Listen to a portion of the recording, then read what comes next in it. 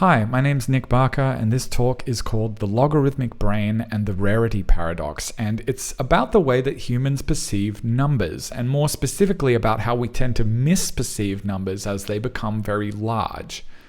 So I'm going to start off with talking about the logarithmic brain, and then I'm going to talk about how this leads to an interesting phenomenon called the rarity paradox. So the logarithmic brain idea is very simple, right? It's just that humans don't perceive numbers in a linear way, right? Numbers are inherently linear. They increase or decrease at a steady rate along a line, such that the difference between the number 1 and the number 2 is exactly the same as the difference between the number 1,000,001 and 1,000,002, right?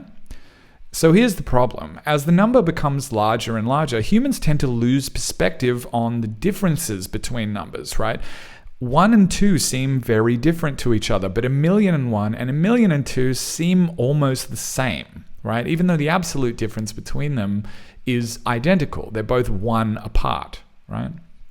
So I'm going to talk about a couple of the different quirks of our brains that lead to our perception being like this, and I'll give you some examples. So the first one is logarithmic perception, right? Which is that we tend to perceive numbers on a logarithmic scale rather than a linear scale. And all that means is that as the number gets larger and larger, we tend to minimize the differences between those numbers as they get bigger and bigger, right? Humans appear to think of numbers in terms of 3 buckets of one, some, and many, right? And there's a reasonable amount of evidence to demonstrate that this is the case. Both children and Amazonian tribes who have had minimal contact with other societies, when they're asked to group together numbers, they tend to put all the large numbers together on one end of the scale, grouped together, even if those numbers are wildly different. They're all just big, and then they have the numbers that are kind of like a handful in the middle, and then they have the single-digit numbers all together on the left-hand side, 1, 2, 3, and 4. So it appears like linear perception of numbers is not natural. It's actually something we have to learn and be taught, right? And this can create some major problems in society, right? Because some of the most important decisions being made in society around money, and money is inherently linear, right? And when those numbers get very large, it means that the average person is unable to perceive the magnitude of something like a government budget, which is arguably one of the most important things for us to understand as a society, right? If your government tells you that they're cutting their healthcare budget from, 50 billion to 49 billion, right? It seems like those numbers are almost the same, but $1 billion creates an insane amount of change when it comes down to the small scale, right? $1 billion is a huge amount of money, but it's so large that we're unable to really perceive those differences accurately. The next quirk that we have is called relative comparison, which is that when we're determining the difference between two numbers, we tend to think of them as how the numbers relate to each other rather than the absolute difference between the two numbers. So to give you an example of that, say you're at the supermarket and you're used to buying apples for 50 cents each, right? And suddenly, one day you walk in and the apples now cost $5 each. Right? That's a 10 times increase in price, or like 1,000% increase in the relative difference. It feels like they're suddenly extremely expensive, right? But there's only a $4.50 absolute difference between the price before and the price after, right? The absolute difference in terms of if you lost a $5 note, depending on your financial situation, it's probably not that big a deal, but the increase between the two things seems very extreme. And to give you a counterexample, a lot of places in the world, housing has become absurdly expensive, right? So if we're thinking about the comparison between a house that costs $1,020,000 and a house that costs $1,050,000, right? They seem almost the same.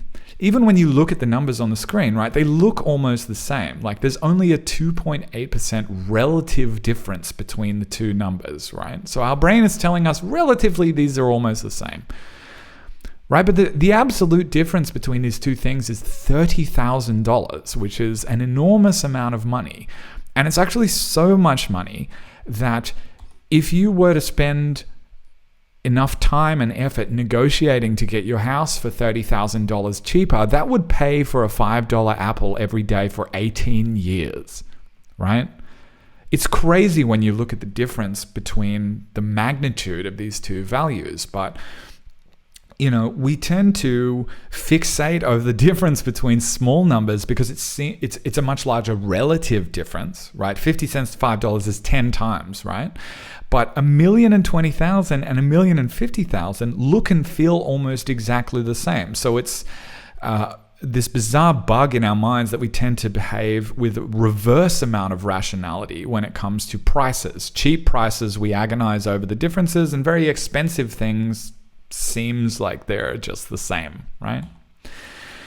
The third quirk is rounding, which is that humans are chronic estimators, right? We do fast estimations on everything, and we don't really sweat the small, accurate differences.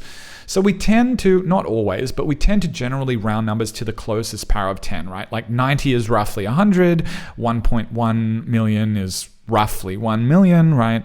And this creates a staggering amount of error when the numbers get very large, right? Just a couple of weeks ago, I saw this article, right, that has announced that Microsoft, this mega software company, is buying this video game company, Activision Blizzard, for $70 billion, right? I saw this article first. It's from a reputable publisher, right? And you can see that a lot of people 30,000 people have viewed this article at the time.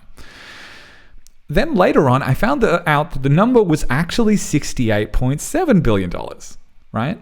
And you probably wouldn't fault this person for rounding it up to the closest 10 billion because it seems pretty close. 68.7 seems pretty close to 70, right? But that difference is $1.3 billion.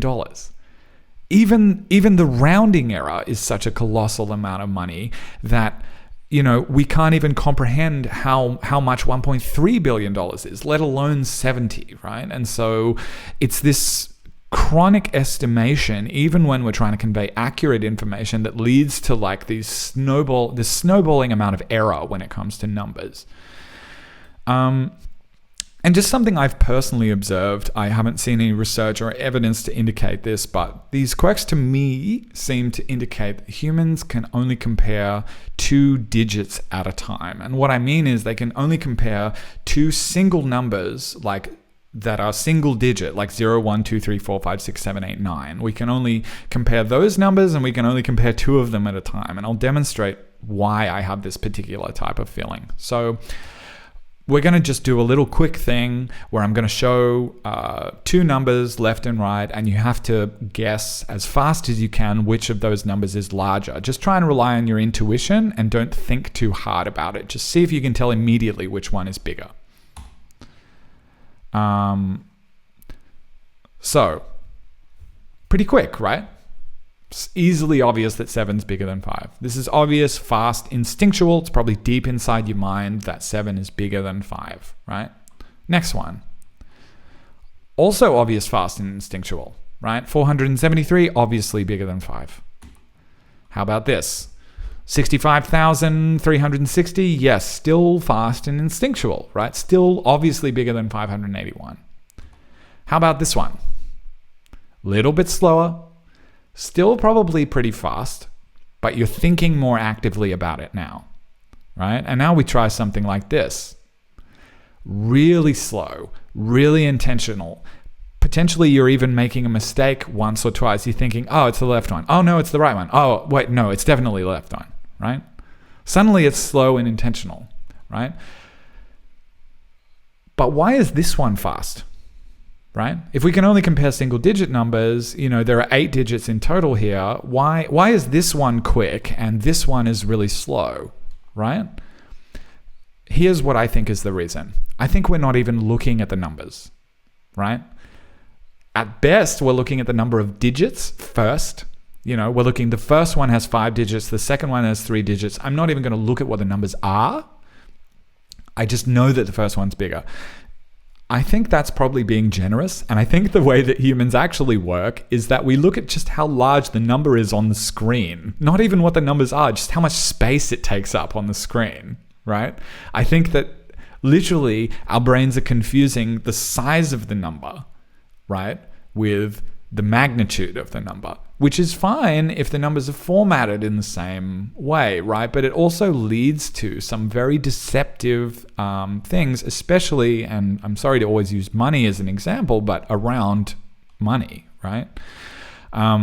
So if you have a look at this, like this comparison, which of these two is larger? You notice that your eyes are moving back and forth constantly, right? Because you look at the numbers and you determine they're the same size, right? And then you have to compare every digit one by one, right? The 1 and 1 are the same, the 5 and 5 are the same, the 4 and 4 are the same, the 2 and 2 are the same. You have to go through, you might even forget where you're up to at some point, right? And it's because we can't just look at these numbers and determine which one's bigger. We have to actually compare a single digit one at a time, right?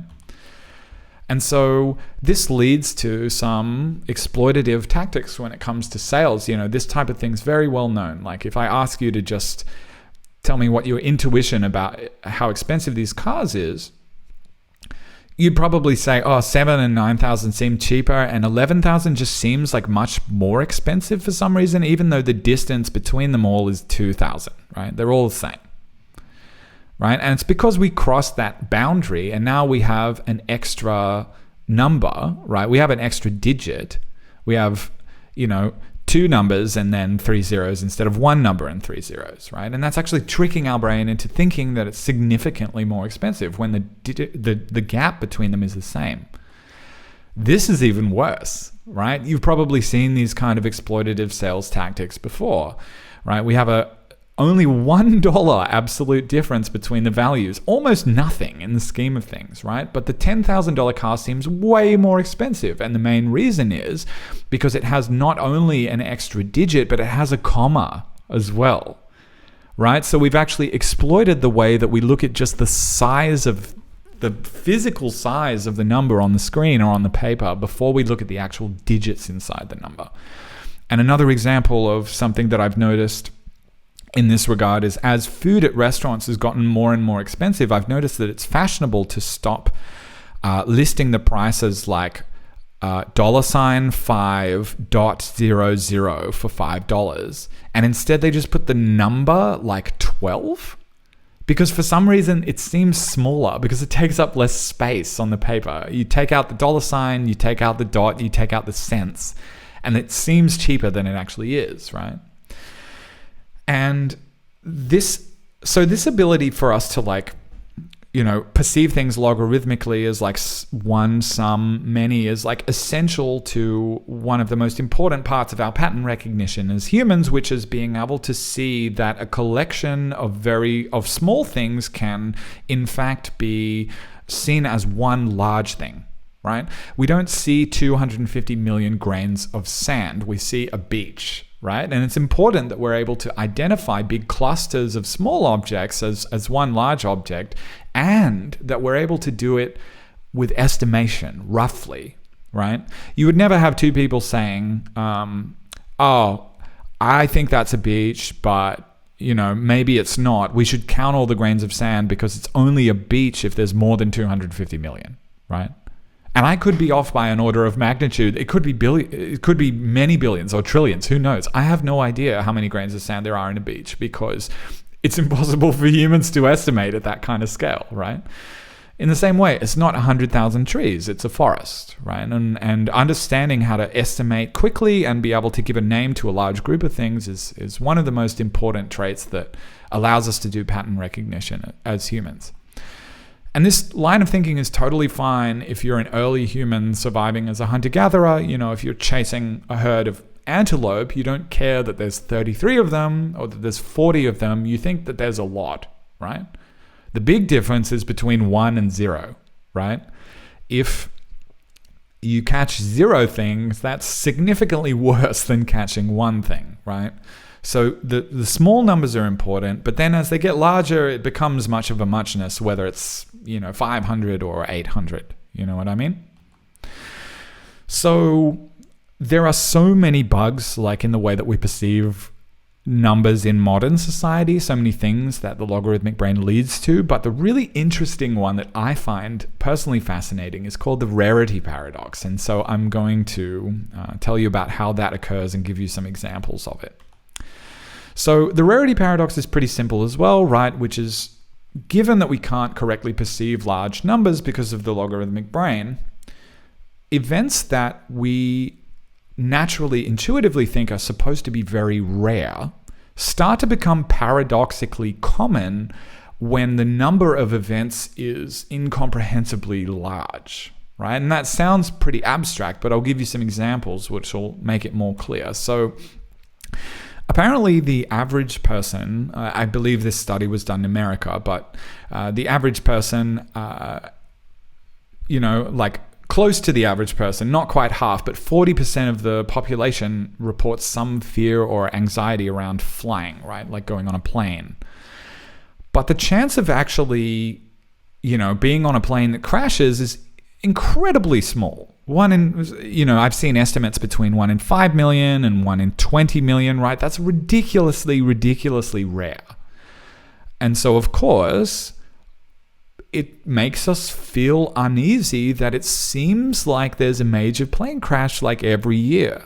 Like if planes are really that safe, then why are they crashing all the time? That's what our brain is telling us, right? Because we perceive plane crashes to be very rare, so why are they happening constantly? It makes us feel very uneasy, right? And the reason is that there's 40 million flights every year, right?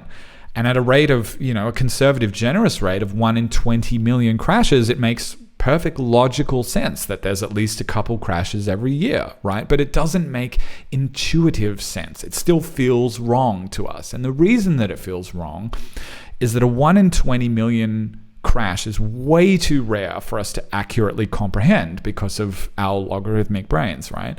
And 40 million flights per year is way too many for us to comprehend, right? It's a rare event that is far too rare at a scale that is far too high. That's what the rarity paradox is, right? The fact that you feel uneasy about this rare event happening too often because the number of events is too high for you to understand.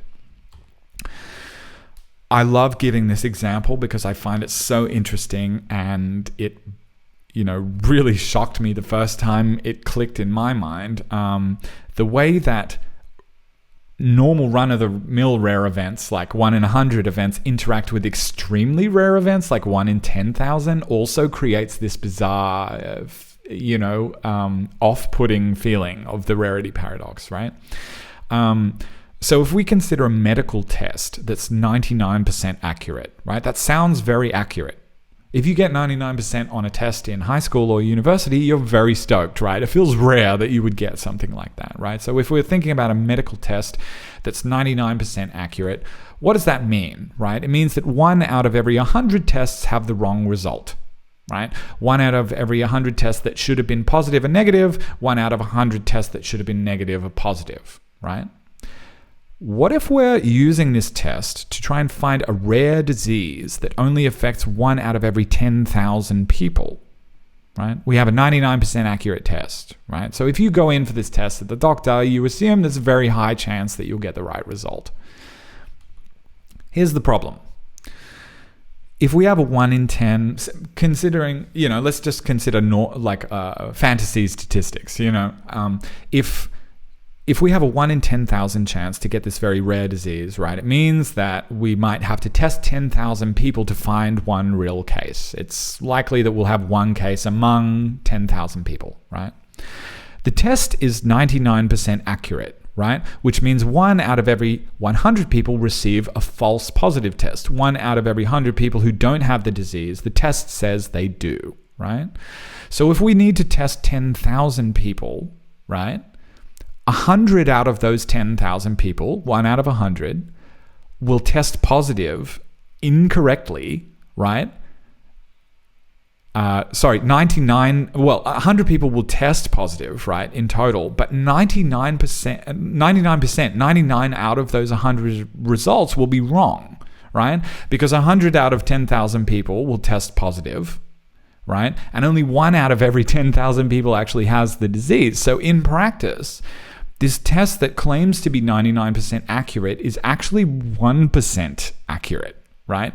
If you go to the doctor and you get a positive test result, with this test, there's actually still even only a 1% chance that you actually have the disease, right? Because the disease itself is 100 times more rare than getting an error on the test, right? This is the kind of thing that I'm talking about when I'm talking about the rarity paradox, because we can't perceptibly tell the difference between a 1 in 100 chance and a 1 in 10,000 chance, right? 99% accurate versus 99.99% accurate sounds about the same. The last one I'm going to talk about, because it just pops up in like a million different places, right, is the problem of the scale of the human race, right? The rarity paradox pops up all over the place when you consider that the human population is 7.9 billion, right? And it's even tempting for me to round it to 8 billion because it seems close enough, right? But, that 100 million is like 20 times the size of the country that I live in. That would be the rounding error. You've probably experienced this if you're a creative person or if you have a hobby or that type of thing. You've probably had one of these thoughts before, like, oh, there are so many incredible artists these days. There are so many incredible people at the thing that I do. If you're into rock climbing, you probably think, oh my God, the world is full of these insane rock climbing people. I see them everywhere, right? You probably think, oh, there are children now who are good enough to be professional musicians, for example. I've seen 12-year-olds online who are better than pro musicians. Or thoughts like, how can this incredible artist be so unknown and obscure, right? They're so good. How can nobody know who they are? The reason that this kind of thing happens is because of the insane scale of the human race, right? If you consider a person with, like 1 in a million level of drawing ability. Like I said, there's 5 million people in the country that I live in.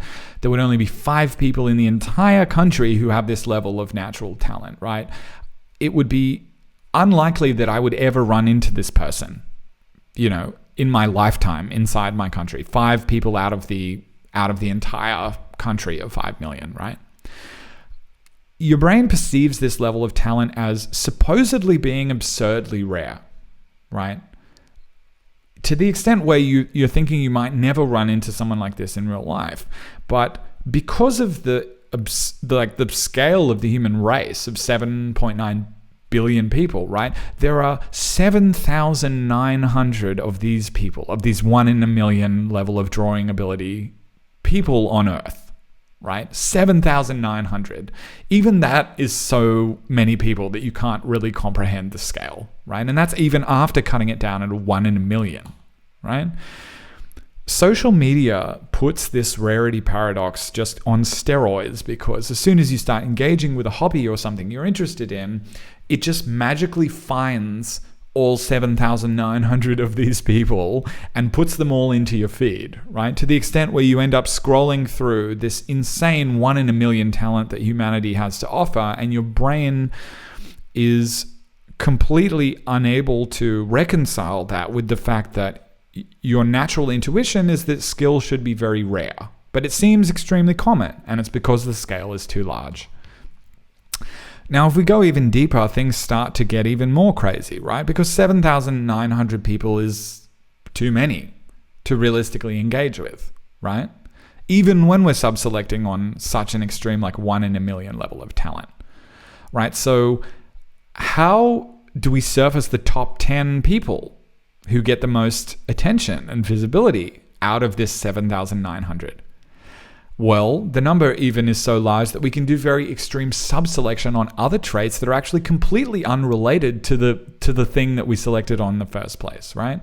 So if we take the number down to just 1 in 10,000 level of, say, drawing talent, which is the top 0.01% of all people, right? 1 in 10,000 level, that's absurdly rare, right?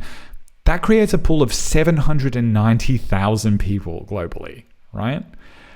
And of course, then we have so many people that we can aggressively sub-select on other traits, right? Like, out of those 790,000 people, you could select the top 1% of natural talent at self-promotion and marketing and still have an enormous pool of people left, right? So you start to realize that at this scale, if a 1 in 10,000 ability of, like talent at music or art or acting or whatever it is results in such a large pool, then you're probably going to be having to be sub-selected on some other trait that seems unrelated to the main primary thing that you want to do, right? And we're not even talking about things that you can learn, like self-promotion or marketing, right? We can even start to talk about things that are a lot more sinister, like sub-selecting on traits that are intrinsic and completely out of your control, your height or your race or your gender or your family and wealth and connections, right? If the top 0.01% of a particular profession, involves hundreds of thousands of people, right? You can realistically discriminate or aggressively select for a very certain type of person without it necessarily looking like you're discriminating, right? To give you an example, say you, in the modern world, the big tech companies like Google and Facebook, get tens of thousands of applicants for each position, right? So within that tens of thousands of applicants, within those tens of thousands of applicants, you can select on a 1 in 1,000 level of, say, programming ability, the top 0.1%. You're at such a high level there that you could probably argue that it's hard to tell the difference between the candidates at that point, right? But if you're selecting on one out of 1,000 and, the absolute top tier, you select the top 10, right? And you have 10 people who you could argue are all equally qualified for a position, you can essentially just choose one of the 10 people as you like, based on whatever traits you want. So for example, you could just choose the tallest person every single time, right? Because, and then you could actually argue that you weren't being discriminatory when you obviously are, in a way, right? The scale of things is actually breaking the competitive mechanisms that we have, because the selection on the real thing that actually matters, the skill that we're supposed to be competing on, results in such a large pool of people at the end that we can then consider discrimination to be, non-existent in this case because we selected based on talent in the first place, when we can freely apply discrimination as we want after we've selected on talent. And so it's really, really important that we're aware of the way that these scales affect the way that we perceive people, right? The way that we perceive people's abilities. And we have to be very aware of the way that our own intrinsic bias can be the thing that we use to do sub-selection after we've selected down on the particular primary thing that we're looking for. Yeah, so the takeaway from this talk is you have to remember to be very careful around very large numbers, because you think that you understand them, but you really don't. Your brain is absolutely out to get you when it comes to perceiving very large numbers. So just be really careful and make sure that you're thinking carefully about the absolute differences between things. And if you have a big pool, think carefully about what you're using to discriminate between people in a big pool. Thanks. That's all I have to say about this particular topic. I love talking about these things. So if you want to chat to me about ways that you've seen the rarity paradox pop up, that would be really great. I'm always interested to hear more stuff about this kind of thing. Thanks.